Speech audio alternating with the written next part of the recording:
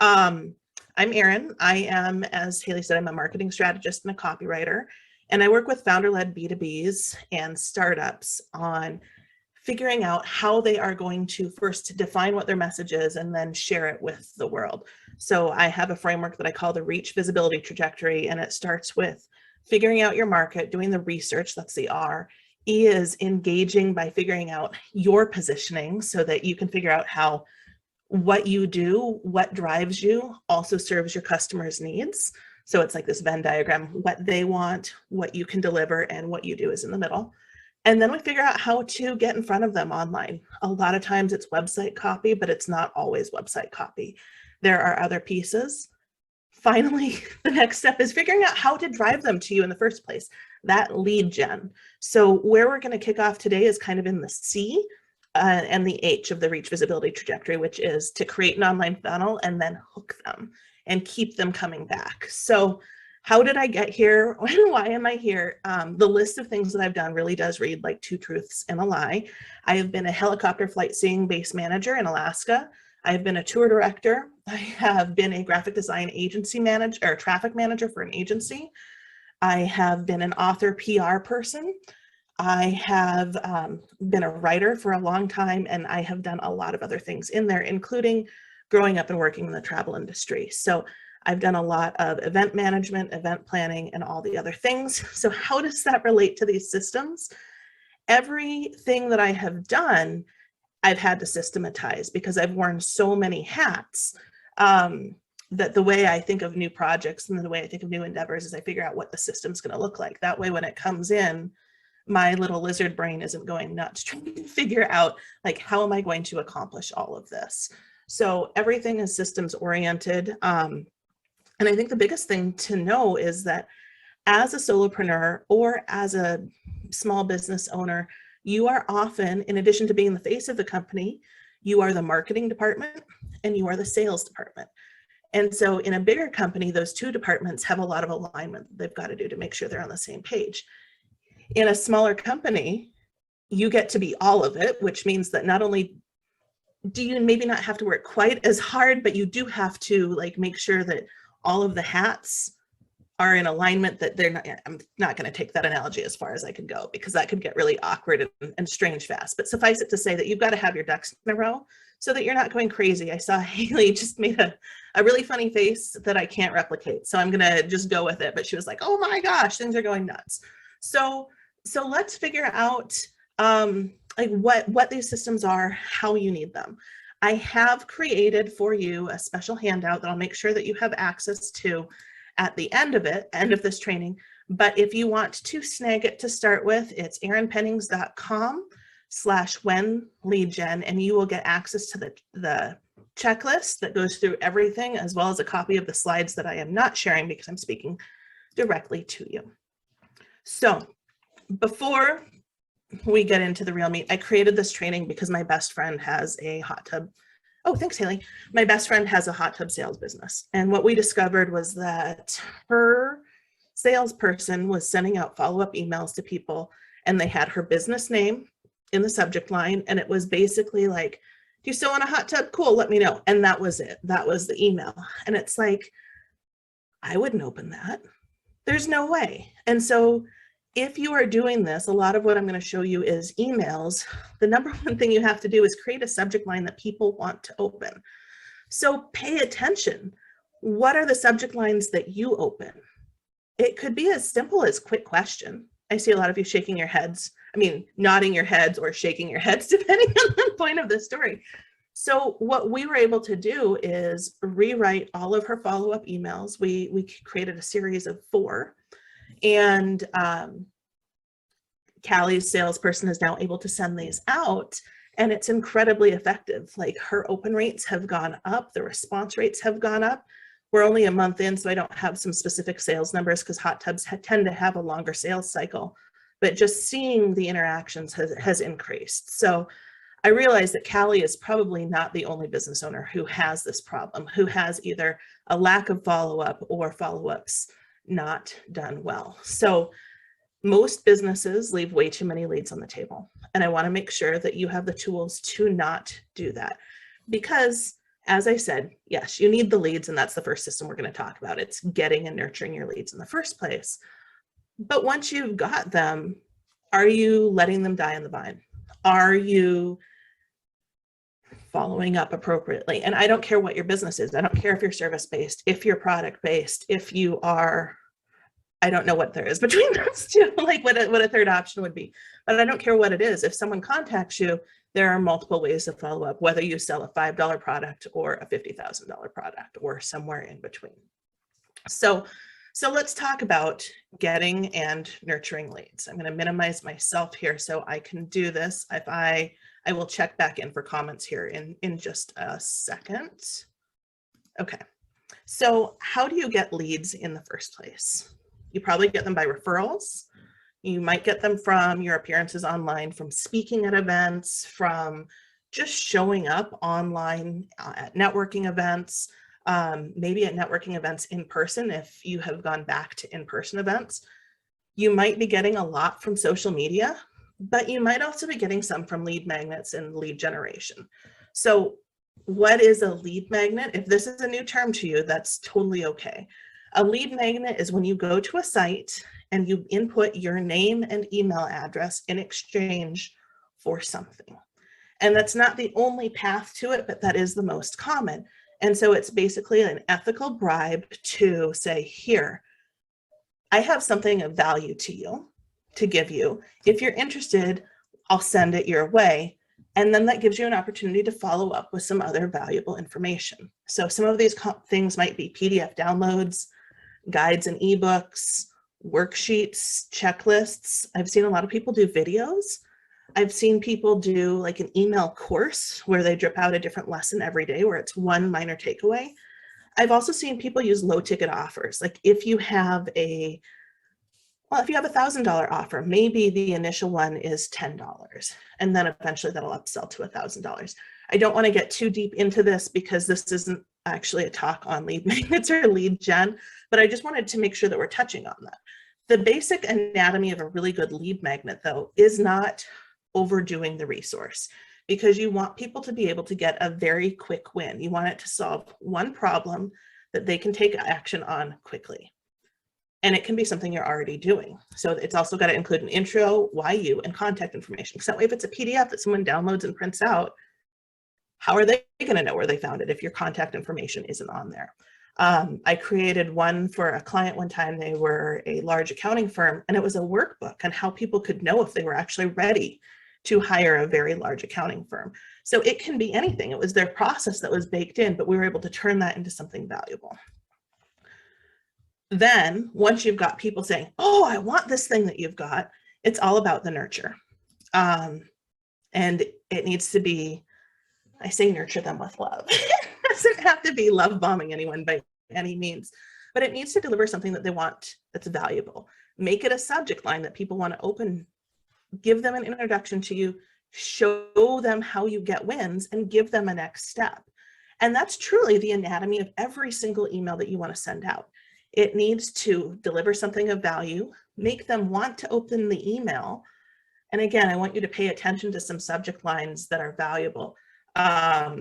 That you are opening. Look at your email inboxes. Pay attention to the ones you're like, I'm not opening that one, and the ones that you'd rather unsubscribe from, and pay attention to the ones that are really, really interesting to you. Then make sure that in those first couple sentences, you're answering whatever you're delivering in the subject line, and then give them a next step, give them an action to take. It could be contact me. It could be like, hey, follow me on LinkedIn. It could be download this thing, or it could be, hey, I was thinking of you and I thought you'd want this piece of information. It's a cool article I found, might be interesting. Bottom line is, if you give them a next step, they're more likely to take it. If you don't give anyone a next step, they're never going to take action. They need to be able to know how to follow up with you. So here's the thing.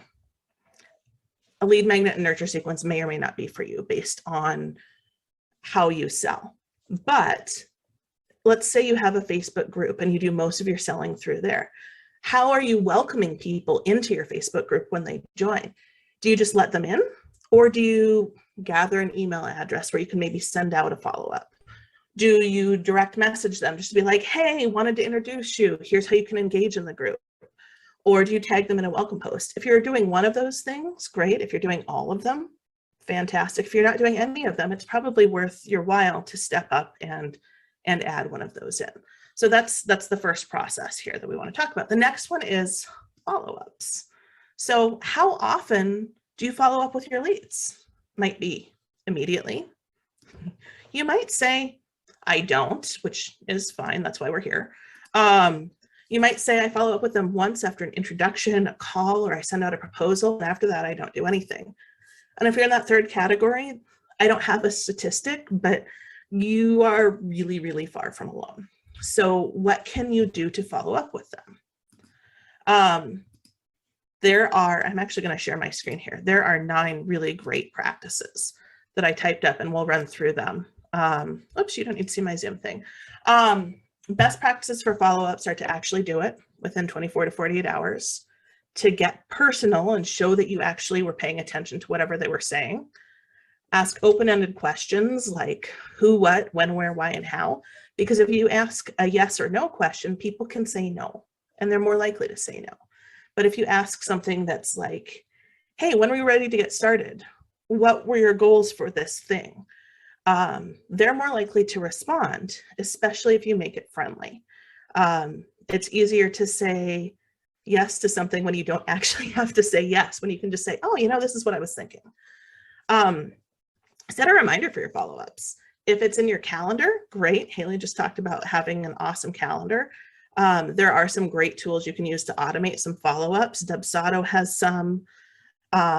I use something called Cloud HQ that aligns with my Gmail. It requires a little bit more setup, but there's any number of things that you can do to automate these. Do know that no means no. If they say no, don't be like, well, what about this? Because you don't want to be that person. The best sales technique is actually coming from a point of service or empathy rather than like, do you want it or not? Do you want this hot tub? Yes or no, let me know. Just because they're not responding, it doesn't mean that they don't want to. So it can be hard to keep following up into the other. I tend to follow up at a cadence of 3 days, 7 days, another 7 days, and then I wait and I kind of push them out to once a month, because it doesn't mean no. It might mean that they had a really hectic month, or maybe their kid's graduating, or maybe something's going on in their personal life. And if it's someone you really want to work with, pay attention to social clues, see what they're posting on social media, but make it easy for them to take action, offer quick wins, and deliver value. Make sure that every time you're following up, there is something that you can deliver. Hey, I was thinking of you. I found this article and I thought it would be really interesting.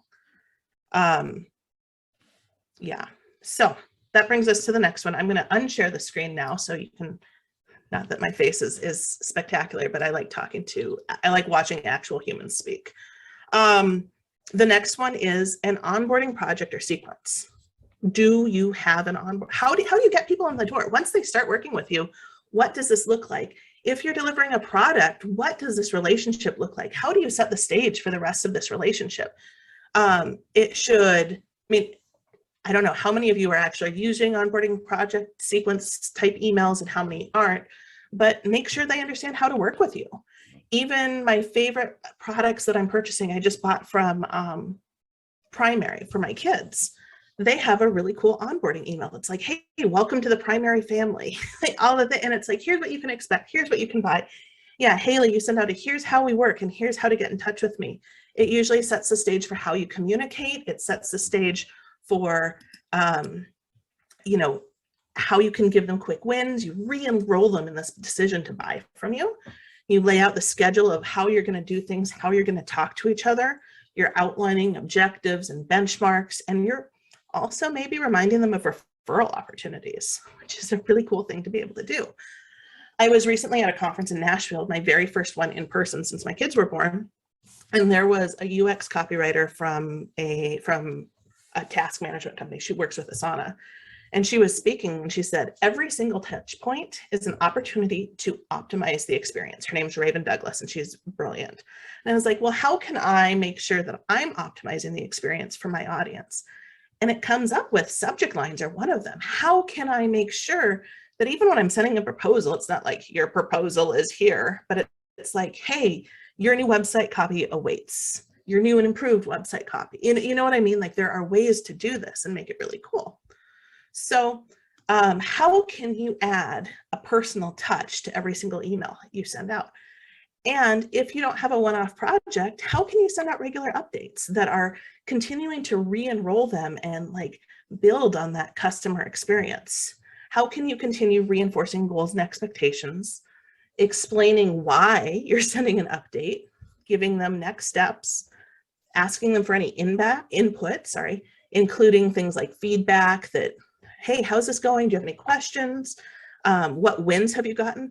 And oh my gosh, please template them, because if your projects are similar enough or they've got a similar flow, you can be like, hey, this is an update for the week of January 2nd. Here's what we worked on in the last month. Here's what's coming up in the next month. Here's what we've got going on for you, so that they can see and they're not having to chase it down. The bottom line is you want to make it easy for them to get the information that they need, because if they're having to chase you down for information, that sets up a negative experience. Similarly, if you can head off some of those questions, then you don't get in this back and forth of email that gets you out of your normal flow.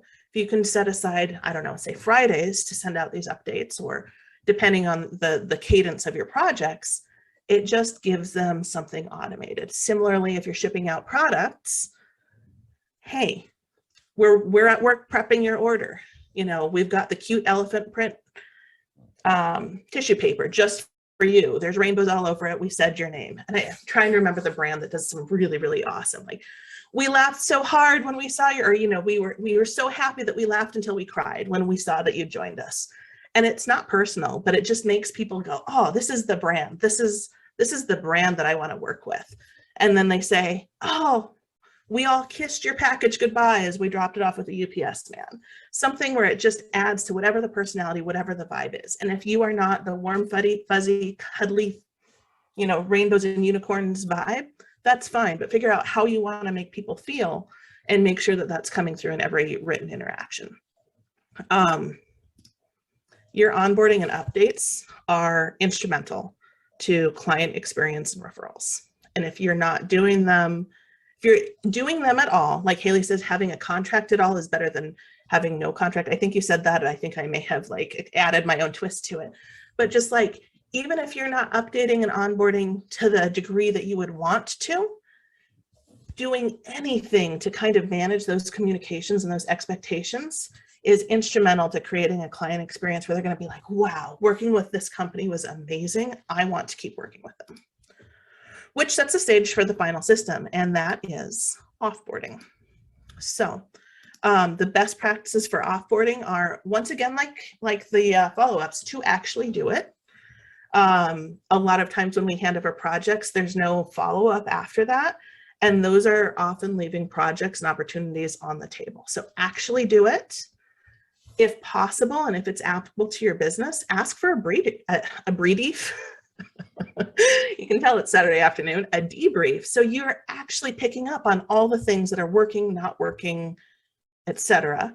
And then if it goes really well, then you can ask for a review or referral.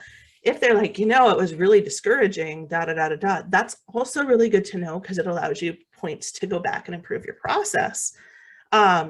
But it allows you to kind of talk through things and manage that experience.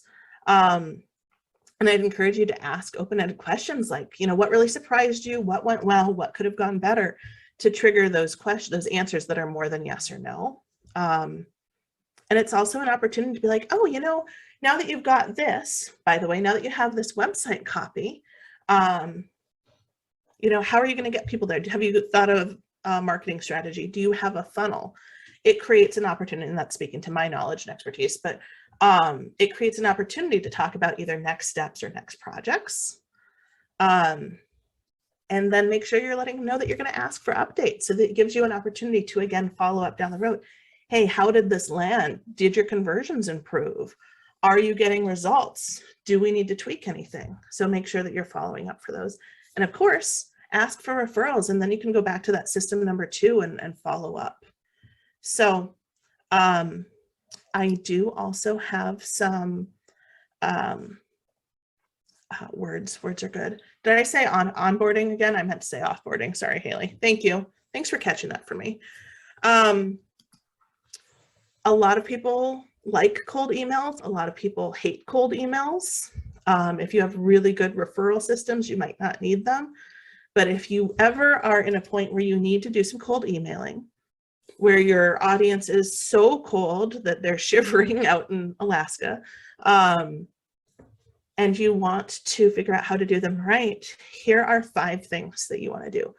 You want to make them brief, and you want to get super specific. Hey, I saw you doing this one thing.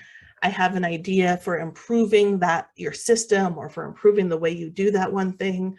Or if it's you, Marcia, like, I saw you wearing this gorgeous handmade scarf. I wanted to, let you know about some products that I have, whatever it looks like. And you want to make it so it's not salesy. You want to make it so it's service-led. If you do this, you could get these results. If you maybe make some tweaks just to your subject line, you could get more opens from your email. And make it easy for them to say yes. Ask the minimum viable yes. Are you open to a quick chat? Could we talk for 10 minutes and see how it goes? However that would work. And you want to ask open-ended questions. So, I realize that goes converse to, are you open for a quick chat? Because that is a yes, no. But you can also be asking open-ended questions like, how would it look for you to be able to, capitalize on 50% more of the leads that you're actually getting? And then follow up. And again, that's another opportunity to automate. Again, if you have not yet snagged the slides and the checklist, you can go to, and I'll pop it back in the chat again, but I think it's probably right here at the top. Oops, I'm gonna not send it just to Haley. Like I said, my last message out. That will automatically, once you fill out the name and email, just so I know who's getting it, you'll get a copy in your inbox. You'll also get a copy of the slides. But it'll also automatically push you through to the checklist so you can download a copy and look through it. Plus, I have an offer that I created just for everyone here in case you're interested. And I'm going to, it's like I can't find the mute button and I can never find the share screen. I just created an offer just for everyone here. If you're interested in some email templates that are basically plug and play, they are color coded so you can plug in.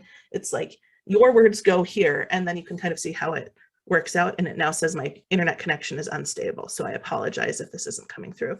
But you get 5 nurture emails. Actually, I think there's 7 in there now because I gave you more. 3 follow-up emails, an onboarding email, a project update template, an offboarding email, and a couple of cold emails. If that's something you're interested in, it's available to you at erinpennings.com/0to-hero. And I normally charge about $300 an email for people when I'm sending them or when I'm customizing for people. So I'm giving you all of these swipe files and templates for $197. So if that's something you're interested in, go for it. If not, no worries and no stress. And I am looking for the right thing. I wanted to pop this slide up on the screen too, because if as you're going through this, you have any questions, you're like, you said the wrong word and I got totally 100% confused, or I'm not sure what best practices are, you can reach out to me at any point via email. I am doing my best to be responsive to emails within 48 hours. I also am on Instagram and Facebook. I'm still on Twitter for now. And then LinkedIn, you can always find me over there. So I am more than happy to run through questions. I see there's a couple of chats.